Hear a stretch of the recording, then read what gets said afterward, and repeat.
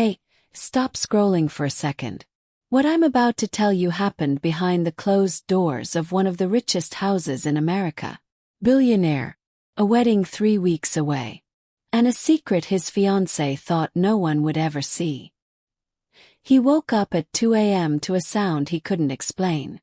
And when he stepped into that hallway, he saw something that would end his engagement, expose a decade of lies, and change one servant girl's life forever. Stay with me. This one gets unbelievable. Hey everyone, welcome back. Before we dive in, tell me in the comments where you're watching from today. I love seeing how far these stories travel. This one is heavy. It's about power, cruelty hiding behind beauty, and a quiet act of courage that nobody expected. It's emotional, it's dramatic, and trust me, the ending will stay with you. Let's get into it. Daniel Ashford had everything money could buy.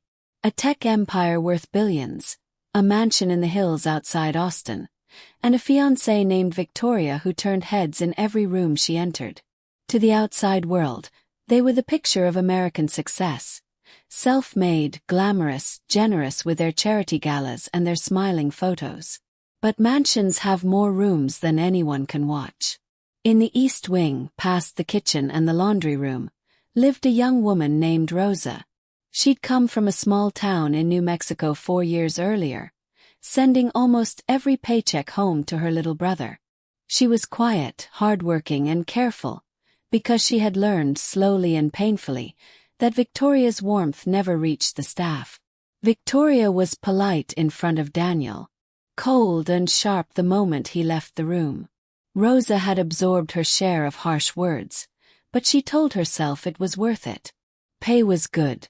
Her brother needed braces. She just had to survive until the wedding when maybe things would settle. She had no idea how wrong she was. It started with a missing bracelet. Victoria's favorite.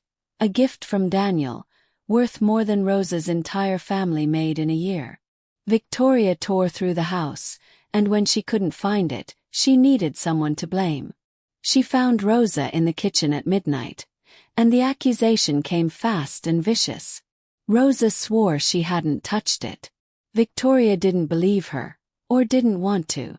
What happened next, Daniel never saw coming. Unable to sleep, he got up for a glass of water around 2 a.m.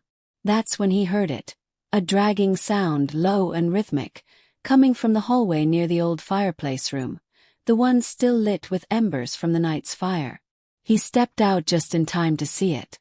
Victoria, in her red evening dress, dragging Rosa's limp body across the floor, toward the smoldering coals that had spilled from the hearth. Rosa wasn't moving. Her uniform was scorched. Victoria's face wasn't panic. It was rage, controlled and cold, like she'd done far worse before and gotten away with it. Daniel didn't move for 3 full seconds. Long enough to understand that the woman he was about to marry was someone he had never actually met. "What are you doing?" Daniel's voice cracked the silence. Victoria straightened instantly, smoothing her dress like she'd been caught doing something as small as spilling wine. She fainted. "I was helping her." But Rosa's burns told a different story. So did the housekeeper Marisol, who came running at the noise and finally, found the courage to say what she'd been too afraid to say for 3 years. Victoria had done this before. To a maid who quit without warning. To a driver who was fired the next morning with no explanation. Marisol had stayed silent because Victoria controlled every job in that house, and speaking up meant losing everything. Daniel knelt beside Rosa, who was breathing but barely conscious, burns along her arm and side. He called 911 himself, hands shaking, not from fear of scandal, but from the sick realization of how close this had come to being fatal, and how long it might have been happening while he looked away, comforted by a life that seemed too perfect to question. The twist wasn't just Victoria's cruelty. It was this. The missing bracelet was never lost. Daniel found it that same night, in Victoria's own jewelry box, exactly where she'd hidden it, to manufacture an excuse.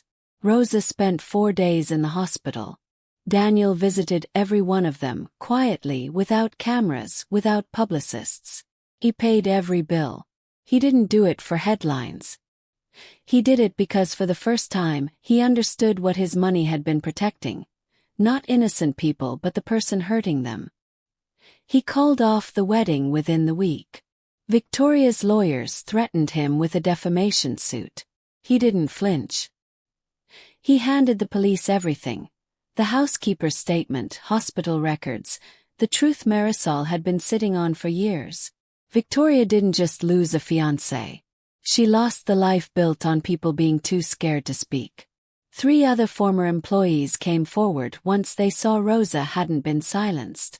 Rosa, once she recovered, could have walked away and never looked back. Instead, she asked Daniel for one thing: a small fund to help domestic workers report abuse safely, without fear of losing their jobs or their visas. Daniel didn't hesitate. He funded it fully, and he asked Rosa to run it. The girl who once scrubbed floors in silence now spent her days giving other workers a voice she never had. What started as one unbearable night became the beginning of real change. Not because a billionaire had a change of heart out of guilt, but because one young woman refused to disappear quietly, and one man finally chose to see what had been in front of him the whole time. The lesson here is simple. Kindness isn't what you show people who can help you. It's what you show people who can't do anything for you at all.